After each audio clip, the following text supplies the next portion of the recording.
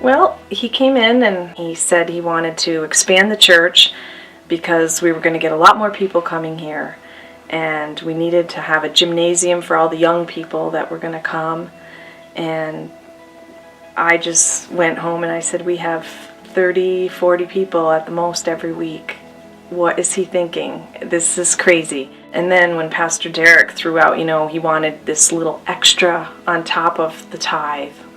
It was a stretch. Yeah. To do that. It really was a stretch to do that, because at the time there wasn't a lot of work going on that I was getting, so it was like, it's a leap of faith.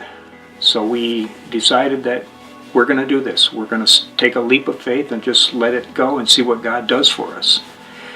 When he brought up the vision of this new church that we have now, it was like, wow, that's quite a step of faith that this man wants us to take. Boy, is this really going to work? Can we really do this with 30 or 40 people? Put on a $500,000 addition to a church? I mean, it was a tremendous undertaking. We started tearing apart the old log cabin church, and it was going to be a reality.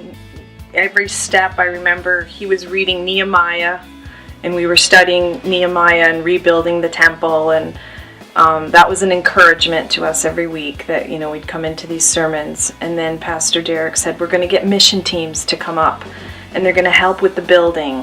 And they started building this church. And I think it was a real testimony to this community, because this was a big building and it went up quickly. Like every time we needed somebody, we needed landscaper. And then the Benties started coming in to this church, and it was like, oh, we got our landscaper, It was just like all these other little things too fell into place, like pieces of a puzzle. Our faith has really grown tremendously, I think.